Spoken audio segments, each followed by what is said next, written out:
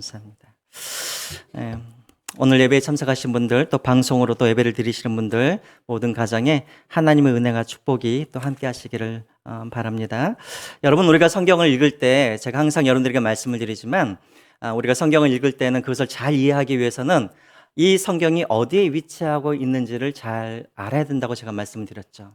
그러니까는 이 뜬금없이 어떤 메시지가 나오면, 문장이 나오면 앞에 대체 어떤 내용이 나오는지, 뒤에 어떤 내용이 나오는지를 잘 보면 그 본문의 내용을 우리가 잘 알 수가 있습니다. 자, 이것을 우리가 전제하면서 여러분들에게 한번 질문을 할게요. 여러분들, 이 땅에서 우리가 믿음을 지키고 살아간다는 것, 여러분 쉬운 일입니까? 어려운 일입니까? 네? 쉬운 일이죠. 어렵습니까? 오늘 거의 이렇게 이제 나오신 분들도 계시는데 그분들이 여러분들이 어렵다 그러시면 이제 예수님을 믿으려고 하신 분들이 아이고 무서워서 못 다니겠다 그러실 거 아니에요. 쉬운 일이죠. 어려워요. 예, 어려워요. 우리가 신앙을 지키고 살아간다는 게 참 쉬운 일은 아니에요. 특별히 우리가 헌신된 주님의 제자로 우리가 이 땅에서 살아가는 것 쉬운 일이 아닙니다. 자, 그렇기 때문에 오늘 이 본문에서는 무엇에 대해서 이야기하냐면 오늘 이 본문은 변화산에 관련된 사건에 대해서 말씀하고 있는데 오늘 이 본문은 우리에게 무엇을 말하냐면 우리가 이 땅에서 헌신된 주님의 제자로 우리가 살아갈 때 정말 우리가 무엇이 필요한지 이 땅에서 우리가 헌신된 제자로 우리가 살아갈 때 우리에게 필요한 것이 무엇인지에 대해서 오늘 이 변화사 사건을 통하여서 예수님이 우리에게 말씀하고 있다는 것입니다. 이것을 염두하시고 오늘 이 사건을 우리가 한번 보았으면 좋겠습니다. 먼저 2절을 한번 보겠습니다. 2절 제가 읽을게요. 엿새 후에 예수께서 베드로와 야고보와 요한을 데리고 따로 높은 산에 올라가셨더니 그들 앞에서 변형되사. 여러분 지금 제 말이 빠른가요 좀? 예, 그럼 좀 천천히 좀 할게요. 예, 알겠습니다. 예, 자, 또 이렇게 딱 네 그러니까는 더 빨리 하고 싶은데 갑자기. 자, 뭐라 됐어요? 엿새 후에라고 됐죠. 엿새 후에.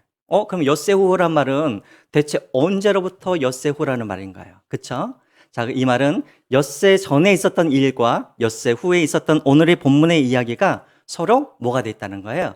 연결되어 있다라는 그런 의미겠죠. 자, 그럼 엿새 전에는 어떤 일들이 있었냐면 엿새 전에 우리가 지난주에 봤던 갈리사라 빌립보에서 있었던 그 일을 말하는 거예요. 그 일이 있고 난 후 엿새 후를 말하고 있는 것입니다. 여러분 지난주에 우리가 배웠죠. 가이사랴 빌립보에서 어떤 일들이 일어났습니까? 예수님께서 제자들에게 너희들은 나를 누구라 하느냐라고 물었을 때 베드로가 말을 하죠. 정답을 이야기했죠. 주는 그리스도시요 살아계신 하나님의 아들입니다 라고 이야기를 합니다. 예수님이 얼마나 기쁘셨을까요? 그래서 예수님께서 이제 마음을 푹 놓으시고 이제 곧 예루살렘에 올라가서 예수님께서 당하실 순환에 대해서 이야기를 합니다. 내가 예루살렘에 올라가면 내가 죽을 것이고 그러나 내가 또 3일 만에 내가 다시 살아날 것이다 라고 이런 이야기를 하죠. 자, 그 이야기를 들었던 제자들이 기뻐했나요? 아니죠. 너무나 충격을 받았죠. 당황스럽죠. 나는 모든 것을 다 버리고 지금 예수님을 쫓아왔는데 예수님께서 갑자기 예루살렘에서 죽겠다고 하시니까 얼마나 큰 충격입니까? 그래서 그리할 수 없습니다라고 베드로가 예수님을 막아서자 예수님이 뭐라고 그럽니까? 사단아, 내 뒤로 물러나라 라고 말씀을 하시죠. 근데 여기까지는 좋은데 그 다음에 예수님이 또 무엇이라고 말씀하시냐면 나를 따르려면 무엇을 부인하고 자기를 부인하고 무엇을 지고 자기의 십자가를 지고 나를 따라와야 된다라고 말씀을 하십니다. 그리고 그 뒤에 보면은 목숨까지도 아끼지 아니하여야 된다라고 말씀을 하시죠. 자, 여러분 이 말을 들었던 제자들의 마음이 어떻겠습니까? 두려웠겠죠. 걱정됐겠죠. 아니 예수님은 죽으신다고 그러고 또 우리는 우리 자신들을 부인하고 십자가를 지고 심지어는 죽기까지 해야 된다고 하니까 제자들의 얼마나 마음속에 그런 불안한 마음들이 있었겠습니까? 그렇겠죠. 자, 그래서 우리가 읽지는 않았지만 지난주에 읽지는 않았지만 오늘 1절에 6일 전에 예수님께서 마지막으로 이 이야기를 하세요. 걱정하고 두려워하고 있는 그들에게 위로를 하시면서 이런 말씀을 하십니다. 9장 1절 말씀 같이 한번 읽어보겠습니다. 시작.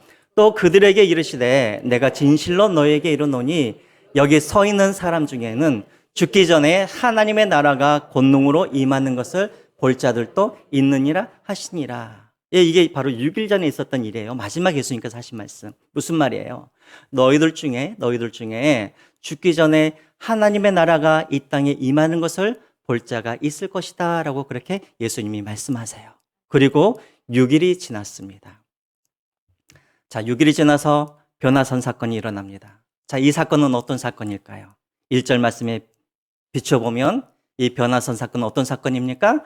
하나님의 나라가 임하는 것을 보는 사건이 이 변화선 사건이라는 거예요. 자, 이해가 되세요? 자, 여기까지 따라오셨습니까? 예, 그렇습니다. 감사합니다. 자, 그래요. 지금 제자들에게 정말 필요한 것이 무엇이었냐면 지금 이제 나를 부인하고 십자가의 길을 걸어가야 되고 또 때로는 내 목숨도 내놓아야 할 만큼 그런 두려운 상황 가운데 있는 이 제자들을 하나님께서 예수님께서 위로하기 위해서 그들에게 무엇을 보여주기를 원했냐면 하나님의 나라를 보여주기를 원했다라는 거예요. 그리고 더 나아가서는 이 변화산 사건을 통해서 예수님께서 어떤 것을 보여주기를 원했냐면 예수님 자신이 누구인가를 그들에게 보여주기를 원했다라는 것입니다. 목적은 두 가지입니다. 첫째로는 예수님이 누구이신가를 이 변화산 사건을 통해서 보여주기를 원했고, 두 번째로는 하나님의 나라가 어떤 나라인가를 이들에게 맛보여주기 위해서 이 변화산 사건이 일어났다는 것입니다. 자, 그러면은 이제 변화산 사건에서 어떤 일들이 일어났는가? 첫 번째로는 예수님이 자신이 누구인가를 보여준 사건입니다. 먼저 여러분 3절을 한번 보겠습니다. 3절 우리 다 같이 한번 읽어보겠습니다. 시작. 그 옷이 광채가 나며 세상에서 빨래하는 자가 그렇게 희게 할 수 없을 만큼 매우 희어졌더라. 예. 예수님이 제자들과 함께 이제 높은 산으로 올라갑니다. 이 산은 어떤 사람들은 가이사랴 빌립보 바로 위에 있는 헐몬산이라고 말하는 사람들도 있고, 또 어떤 사람들은 유대 지역에 있는 대볼산이라고 또 말하는 그런 사람들도 있는데요. 그것은 중요하지가 않아요. 어쨌든 산에 올라갔습니다. 그리고 누가복음에 보면은요, 동일한 사건을 기록하고 있는 누가복음에 보면 예수님이 제자들을 데리고 올라가서 거기서 무엇을 하셨냐면 기도를 하셨다라고 되어 있어요. 자, 예수님이 이제 한참 제자들을 옆에 두고 한참 기도를 하시는데 갑자기 놀라운 일이 벌어지는 거예요. 어떤 놀라운 일이 벌어지는가? 예수님이 변하기 시작했다는 거예요. 자, 예수님의 옷이 어떻게 되었다고요? 세상에서 빨래하는 자가 그렇게 희귀할 수 없을 정도로, 다시 말하면 하얗게 변했는데 이 세상에서는 볼 수 없는 그런 하얀 옷으로 변했다라는 거예요. 자, 그런데 여러분 마가복음에서는 지금 옷만 이야기하고 있는데 동일한 사건을 또 기록하고 있는 마태복음 17장 2절에 보면은 한번 보실까요? 거기에는 이렇게 기록을 하고 있습니다. 그들 앞에서 변형되사 그의 얼굴이 어떻게 되었다고요? 해같이 빛나며 옷이 빛과 같이 희어졌더라 라고 그렇게 이야기를 하고 있습니다. 자, 여러분들에게 한번 질문을 할게요. 구약에 보면은 사람인데 얼굴에 빛이 난 사람이 하나 있었어요. 한 사람이 있었어요. 누구였을까요? 한 사람이면 선물 드리려고 그랬는데 죄송합니다. 모세예요. 모세가 시내산에 올라가가지고 하나님을 만났는데 하나님의 영광이 모세의 얼굴에 살짝, 많이도 아니고 살짝 묻었는데 그 얼굴에 어떻게 되었어요? 빛이 났어요. 그래서 사람들이 너무나 그 얼굴이 너무나 이렇게 빛이 나서 사람들이 두려워서 그 얼굴을 볼 수가 없을 정도로 그렇게 광채가 났었어요. 자, 그렇다면 여러분, 지금 예수님도 얼굴에서 뭐가 나고 있어요? 해와 같이 빛나고 있다고 말을 해요. 자, 그러면 여러분, 이것은 모세처럼 하나님의 영광이 살짝 스쳐서 나는 영광일까요? 아니면 자체에서 발광되는 영광이었을까요? 자체에서 발광되는 그런 빛이었겠죠. 자, 그러면 이 말은 무슨 말이겠습니까? 바로 모세의 위를 지나가셨던 그 하나님이 바로 누구시라는 거예요. 그분이 바로 예수 그리스도라는 것입니다. 우리는 이것을 잘 모르지만 바로 제자들이, 유대인이었던 구약 성경을 잘 알고 있었던 제자들이 예수님의 얼굴에서 빛이 난 그 모습을 보면서 이들은 즉각적으로 무엇을 떠올렸냐면 시내산에서 영광 중에 나타나시는 그 하나님을 이들이 떠올렸을 거라는 것이죠. 자, 첫 번째는 바로 예수님이 하나님이신 것을 보여주고 있다는 것입니다. 자, 두 번째로 이 변화산 사건은 또 무엇을 보여주고 있냐면 구약에서 예언하고 있는 메시아, 헬라어로는 뭐라 그랬죠? 그리스도. 그분이 바로 예수님인 것을 보여주는 사건이 이 변화산 사건이라는 것이죠. 여러분 4절을 한번 보겠습니다. 4절에 이렇게 나와 있죠. 이에 엘리야가 모세와 함께 그들에게 나타나 예수와 더불어 말하거늘이라고 되어 있습니다. 자, 예수님의 얼굴이 갑자기 변하게 되어지는데 동시에 또 어떤 일들이 일어나게 되어지냐면 엘리야와 모세가 갑자기 나타나서 예수님과 함께 대화하는 그런 장면들이 나타나는 것입니다. 여러분, 모세는 어떤 사람이에요? 모세는 하나님으로부터 무엇을 받은 사람이에요? 십계명을 받은 사람이죠. 율법을 받은 사람입니다. 여러분, 옛날 유대인들에게 있어서 이 모세라는 사람은 어떤 사람이냐면 하나님 다음으로 권위 있는 사람이 바로 모세였어요. 자, 예를 들자면 유대인들은 하나님이라는 말을 갖다가 입에서 담을 수 있었을까요? 못 담았을까요? 담을 수가 없었어요. 자, 그러기 때문에 어떤 중요한 말을 할 때마다 그들은 하나님이 말씀하시기를 이렇게 말을 하지 못하고 뭐라고 그랬냐면 모세가 이르기를 이렇게 말을 했단 말이죠. 다시 말하면 모세의 권위는 어느 정도의 권위였냐면 하나님 다음으로 권위 있는 사람이 바로 이 모세였다라는 것이죠. 자, 그러면 여러분, 이 모세는 무엇을 대표하는 사람이냐면 바로 율법, 구약 성경을 대표하는 사람이 바로 이 모세인 거예요. 자, 그러면 여러분, 엘리야는 어떤 사람입니까? 엘리야는 선지자 중에서도 선지자이죠. 구약에서 가장 위대한 이 일을 했던 선지자가 바로 이 엘리야였습니다. 자, 이 엘리야는 누구를 대표하고 있냐면 선지자를 대표하는 사람이에요. 자, 율법을 대표하는 모세와 선지자를 대표하는 엘리야가 지금 예수님과 지금 대화를 하고 있다는 것입니다. 그러면 여러분들에게 한 번 더 질문을 할게요. 한 분이면 선물을 줍니다. 많으시면 못 줍니다. 자, 율법과 선지자가 하는 역할이 무엇입니까? 쉽게 말하면 구약 성경이 하는 역할이 뭐예요? 네? 네. 두 분이 넘으셨어요. 뭐 했냐면 오실 예수에 대한 예언인 것이죠. 그렇죠? 오실 메시아가 누구이신지, 그리고 오실 메시아가 어떤 일을 하는 것인지 이 율법과 선지자가 바로 거기에 대한 예언을 한 거예요. 자, 그런데 오실 메시아에 대해서 예언했던 그 율법을 대표하는 모세와 그리고 선지자를 대표했던 엘리야가 예수님과 함께 있다는 이 의미는 무엇이냐면 율법과 선지자가 예언했던 그 메시아가 누구란 말이에요? 바로 옆에 계시는 이 예수 그리스도라는 것을 지금 보여주고 있는 사건이라는 것입니다. 자, 그래서 여러분, 예수님 또한 그렇게 말씀하셨죠. 자, 마태복음 5장 17절에 예수님께서 이렇게 말씀을 하세요. 내가 율법이나 선지자를 폐하러 온 줄을 생각하지 말라. 폐하러 온 것이 아니요. 뭐 하러 왔다고요? 완전하게 하려 함이라. 완전하게 하려 함이라는 게 무슨 말이냐면 성취하기 위해서 내가 왔다라는 말입니다. 다시 말하면 구약에서 율법과 선지자가 예언했던 메시아의 그 모든 일들을 내가 성취하기 위해서 이 땅에 왔다라는 것을 예수님께서 말씀하고 있다는 것입니다. 자, 두 번째, 변화산 사건은 무엇을 보여주는가? 예수가 바로 구약에서 예언한 메시아요 그리스도인 것을 보여주는 사건이라는 것이죠. 자, 그런데 더 놀라운 사건이 또 일어납니다. 여러분 7절을 보겠습니다. 7절. 우리 따뜻하니까는 주무시기 참 좋죠. 자, 7절 같이 한번 읽어보겠습니다. 큰 목소리로 시작. 마침 구름이 와서 그들을 덮으며 구름 속에서 소리가 나되 이는 내 사랑하는 아들이니 너희는 그의 말을 들으라 하는지라. 자, 갑자기 예수님과 제자들과 그리고 엘리야와 모세가 서로 이야기를 하고 있는데 갑자기 구름이 어떻게 됐다고요? 그들 안에 와서 덮었다라고 되어 있습니다. 여러분, 언제적 사건이 생각나시죠? 장면이 시내산에서 모세가 올라갔을 때 시내산 위에 구름이 덮었었죠. 그 무엇을 의미합니까? 하나님이 그곳 가운데 임재하셨다라는 그런 의미인 것이죠. 다시 말하면 지금 이 높은 산에, 이 변화산에 지금 하나님이 임재하셔서 하나님이 1400년 전에 모세에게 말씀하셨던 것처럼 하나님이 이제 제자들에게 말씀하고 있는 거예요. 뭐라고 말씀하십니까? 뭐라고 말씀하세요? 내 사랑하는 아들이니 너희는 그의 말을 들으라 라고 지금 말씀하고 있다라는 것입니다.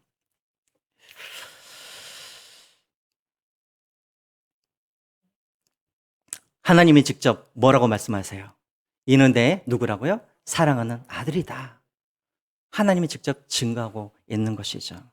자, 여러분, 이제 한번 우리가 종합을 한번 해보겠습니다. 자, 여러분 저를 한번 보셔요. 6일 전에 가이사랴 빌립보에서 베드로가 뭐라고 고백을 했죠?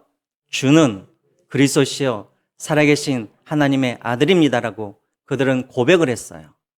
하지만 제자들 중에는 아직도 확신이 없는 자들이 있었을 거예요. 자, 그런데 변화산에서 예수님이 이제는 고백이 아니라 시각적인 것으로 그가 고백했던 것처럼 주님은 그리스도이십니다. 주님은 하나님의 아들이십니다. 주님은 하나님이시다라는 것을 뭘로 보여주셨어요? 눈으로 볼 수 있도록, 그래서 그들이 확신할 수 있도록 변화산에서 보여주고 있었다는 것이죠. 자, 이해가 되세요? 자, 6일 전에는 베드로의 입을 통하여서 주는 그리스도시요 살아계신 하나님의 아들이라고 그렇게 고백을 했는데 그 고백이 사실이라는 것을 이 변화산에서 누가 하나님이 그것을 직접 눈으로 볼 수 있도록 그것을 이야기해 주셨다라는 것입니다. 확증해 주셨다라는 거예요. 이게 바로 변화산 사건의 의미인 것이죠. 자, 그러면 여러분 또 한 가지 의미가 있습니다. 이 변화산 사건을 통하여서 예수님이 누구이신가를 말해 주었을 뿐만 아니라 이제 이 변화산 사건을 통해서 또한 무엇을 보여주셨냐면 천국이 어떠한 곳인지를 또 보여준 사건이 바로 이 변화산 사건이라는 거예요. 자, 여러분 아까 우리가 3절에 우리가 보았죠. 3절에 예수님께서 어떻게 변하셨다고요? 얼굴은 뭐와 같이 해와 같이 변하시고 옷도 빛과 같이 하얘졌다라고 그렇게 되어 있습니다. 여러분 이것은 무엇을 상징하고 있냐면 무엇을 보여주고 있냐면 예수님이 하나님이시라는 것을 또 보여주고 있는 사건이지만 동시에 이것은 무엇을 보여주고 있냐면 우리가 이후에 천국에 들어갈 때 우리의 모습이 어떻게 변화되어져서 우리가 어떤 모습으로 우리가 천국에서 살 것인지 그것을 보여주는 사건이 바로 이 사건이라는 거예요. 이해가 되어지죠? 우리가 천국에 들어갈 때 우리는 지금 이 몸으로 들어가는 것이 아니라 우리도 예수님이 영광스러운 몸으로 변화되는 것처럼 우리도 똑같이 영광스러운 그런 부활의 몸으로 우리가 바뀌어져서 우리가 천국에 들어간다는 것을 이것을 통해서 보여주고 있다는 거예요. 여러분 우리가 성경에서 한번 확인을 해보겠습니다. 우리 빌립보서 3장 20절과 21절 말씀 우리 같이 한번 볼까요? 시작. 그러나 우리의 시민권은 하늘에 있는지라 거기로부터 구원하는 자 곧 주 예수 그리스도를 기다려노니 21절입니다. 그는 만물을 자기에게 복종하게 하실 수 있는 자의 역사로 우리의 낮은 몸을 자기의 영광의 몸의 형체와 같이 변하게 하시리라. 아멘. 제 뒤에 나와 있죠. 우리의 몸을 어떻게 변화시켜 주신다고요? 영광의 몸, 예수님의 영광의 몸의 형체와 같이 우리의 몸도 그렇게 변화될 것이라는 것을 말씀하고 있습니다. 또 여러분 고린도전서 15장 42절과 43절에도 나와 있죠. 제가 읽겠습니다. 죽은 자의 부활도 그와 같으니 썩을 것으로 심고 썩지 아니할 것으로 다시 살아나며 43절입니다. 같이 읽겠습니다. 시작. 욕된 것으로 심고 영광스러운 것으로 다시 살아나며 약한 것으로 심고 강한 것으로 살아나며. 예, 역시 같은 말이죠.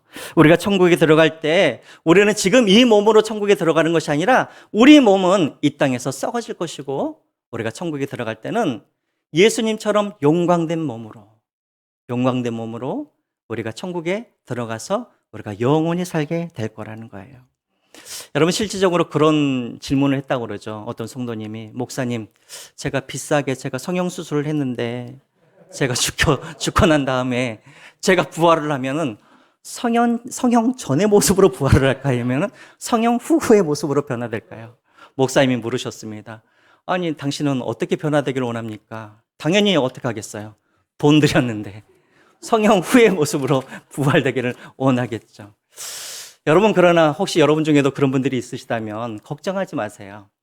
성형 전도 아니고 성형 후도 아니고 그 모습은 이 땅에서 썩어질 것이고 우리의 몸은 어떻게 변화되어지냐면 새하늘과 새 땅에 살아갈 수 있는 가장 적합한 모습으로 하나님 앞에 가까이 나아가도 사라지지 아니할 그런 모습으로 다시 말하면 용광된 그런 모습으로 우리의 몸이 변화되어져서 우리가 천국에서 살게 될 것이라는 거예요. 그래서 아까워하지 마시고 성형수술 하셔도 됩니다. 그래서 우리 목사님이 또 성형수술 했다고 한다고. 예. 자, 이 사건은 우리가 어떻게 부활할 것인가에 대한 우리의 모습을 보여주고 있는 거예요. 자, 똑같은 말이에요. 자, 엘리야와 모세도 마찬가지예요. 여러분, 엘리야, 모세는 언제적 사람이에요? 이 변화산 사건이 일어나기 전에 몇 년 전의 사람이냐면 1400년 전에 죽은 사람이에요. 그쵸? 자, 엘리야는 언제적 사람이냐면 이 변화산 사건이 일어나기 전 800년 전의 사람이에요. 자, 그렇다면 이 사람들은 다 어디에 있어야 될 사람이에요? 다 무덤 안에 있어야 될 사람인 것이죠. 자, 그런데 이들은 무덤이 없어요. 그쵸?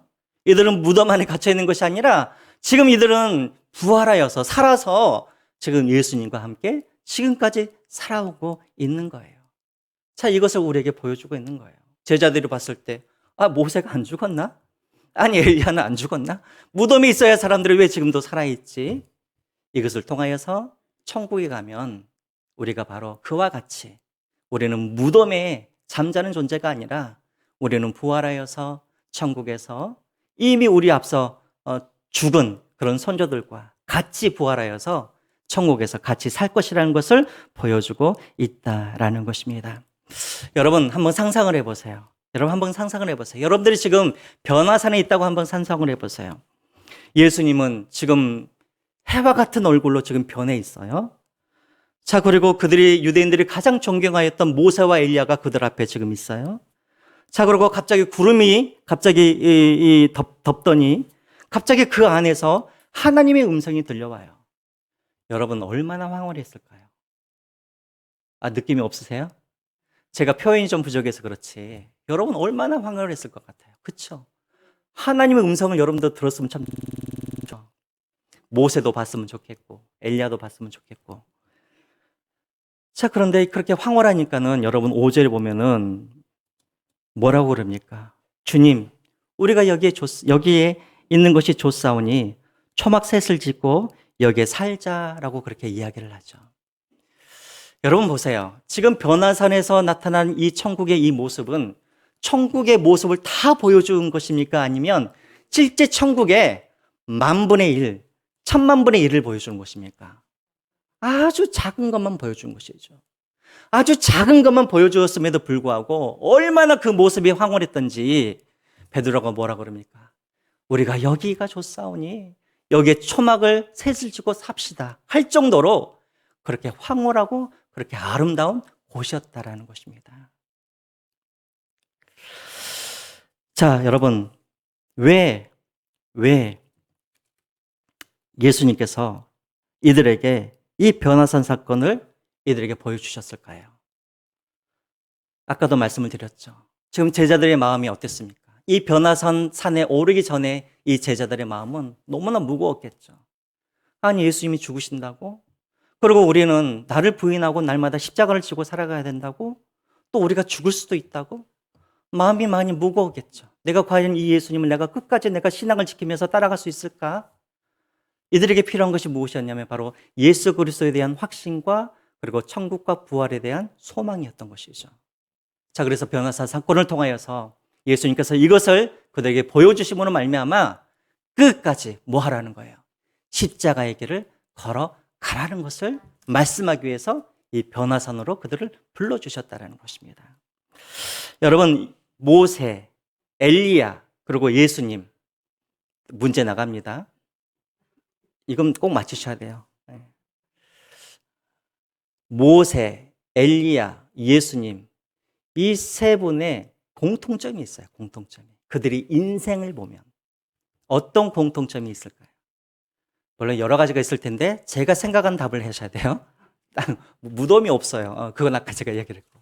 어떤 공통점이 있을까요? 모세, 엘리야, 예수님. 네? 기름 부음 받은 자.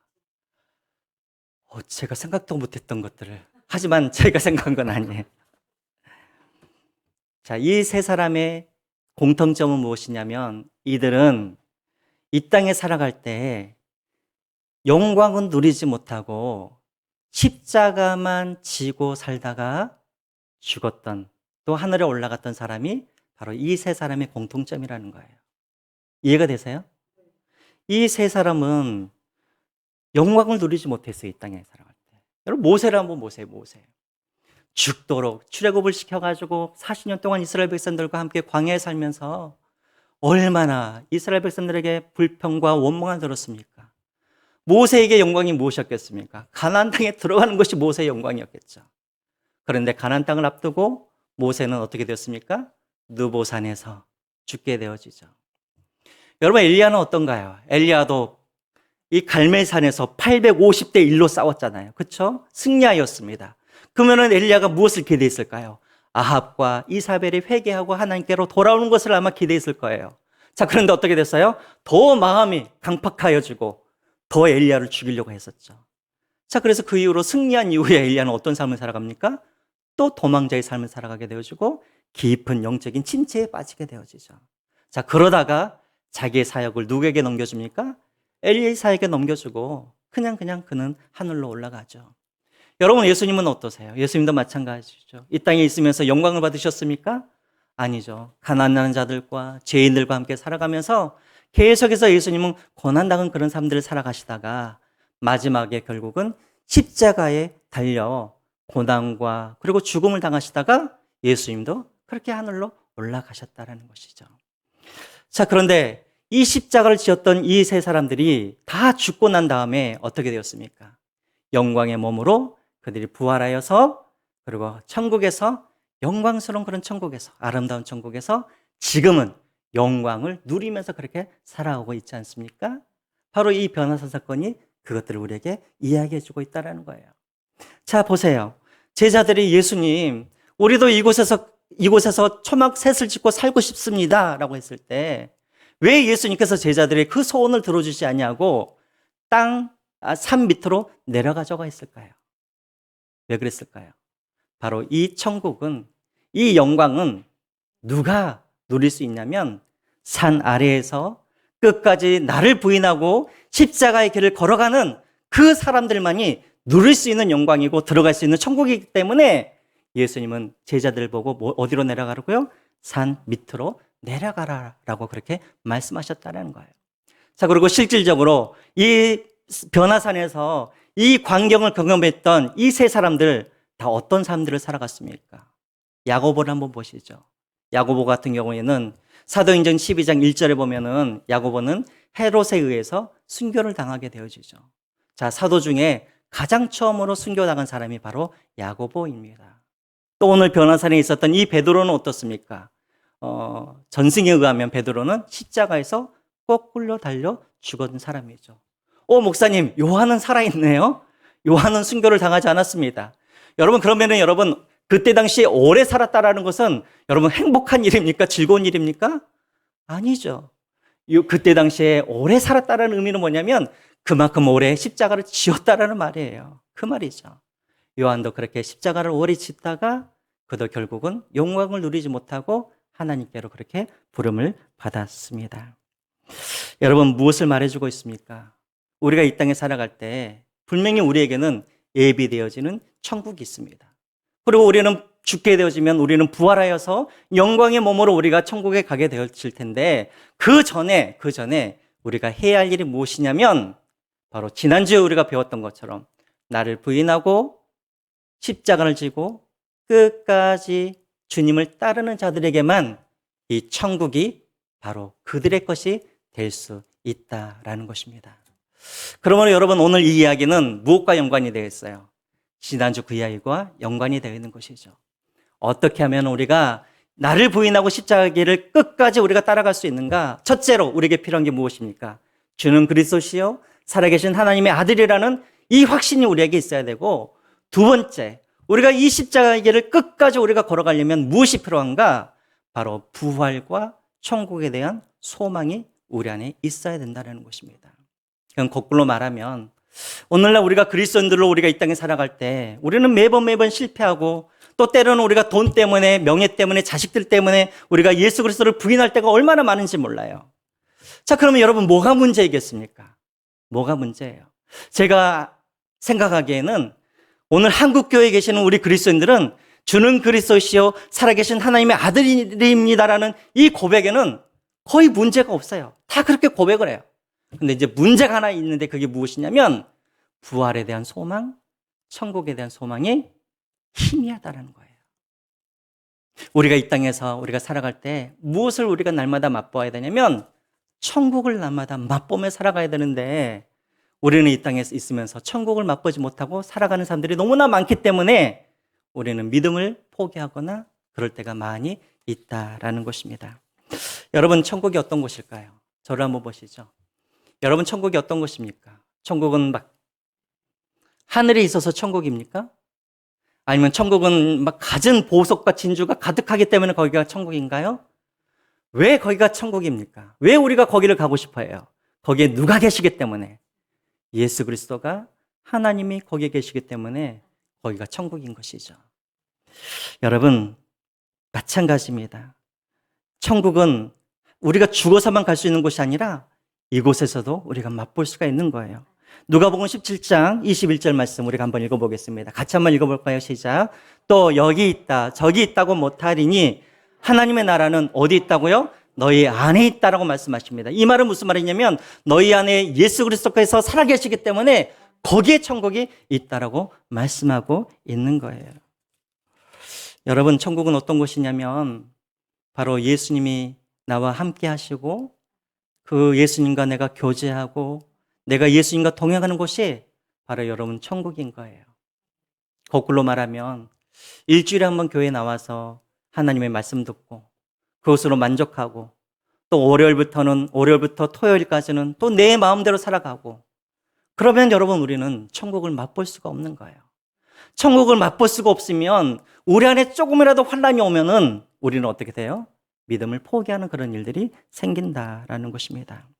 여러분, 우리가 어디에 있는가가 중요한 것이 아니라 내가 어떤 상황에 있는 것이 중요한 것이 아니라 내가 누구와 함께 있느냐 이것이 중요한 거예요. 내가 가난하게 살아도 내 몸에 질병이 있어도 하는 일들이 다 안 될지라도 주님이 나와 함께 계시면 거기가 여러분 천국이 될 수가 있는 것입니다. 또 여러분 아무리 내 일이 잘 되고 사업이 잘 되고 건강할지라도 거기에 주님이 함께 계시지 아니하시면 거기는 천국이 아닌 것이죠. 그래서 여러분 찬송가 438절에 보면은 438장에 그런 말씀이 있죠. 높은 산이 거친들이 초막이나 궁궐이나 내 주 예수 모신 곳이 그 어디나 무슨 나라예요? 하늘나라. 할렐루야 찬양하세. 내 모든 죄 사함 받고 주 예수와 동행하니 그 어디나 하늘나라라고 되어 있습니다. 여러분 천국이 천국인 이유는 그것이 하늘에 있어서가 천국이 아니라 그곳에 진주들이 있어서 천국이 아니라 거기에 주님이 계셔서 천국인 것처럼 오늘 내 마음에 예수 그리스도가 있고 그 주님과 내가 교제하고 아무리 내가 못 살고 병일지라도 여러분 그것이 천국인 것입니다.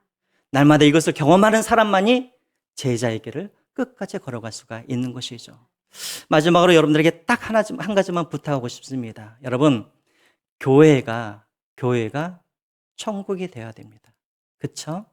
여러분, 왜 하나님께서 우리에게 교회라는 것을 주셨냐면 이 교회를 통해서 너희들이 천국을 맛보라라고 하시면서 주신 게 바로 이 교회인 거예요. 여러분, 교회는 어떤 것이냐면 천국 시식 코너예요. 시식 코너. 교회는 물론 천국을 다 경험할 수는 없지만 천국을 맛볼 수 있는 곳이 바로 교회여야 된다라는 거예요. 자, 여러분 질문을 할게요. 여러분들 마음속으로 한번 대답을 해보세요. 여러분들은 우리 성수시온교회에 올 때마다 여러분들은 천국을 시식하고 계십니까? 아니면 그렇지 못하고 계십니까? 우리 교회가 천국이 되어야지. 그래서 세상에서 상처 있고 힘들 때마다 교회에 와서 이곳에서 다시 한번 잃어버렸던 천국의 소망을 품고 다시 한번 부활의 소망을 다시 회복하고 또 우리가 세상에 나아가서 나를 부인하고 십자가의 그런 길들을 우리가 갈 수 있지 않겠습니까? 그러므로 여러분 우리 교회가 천국이 될 수 있도록 우리가 함께 노력했으면 좋겠습니다. 이 안에 하나님이 계시고 이 안에 주님이 주인 되시고 성도들은 서로 사랑하고 교제하고 서로 섬길 수 있는 그런 천국 같은 그런 교회가 되었을 때 우리 모두가 나를 부인하고 그리고 주님을 따르는 이 삶을 우리가 살아갈 수 있으리라 믿습니다. 그렇게 살아가시는 여러분들이 되시기를 주님의 이름으로 부탁드립니다.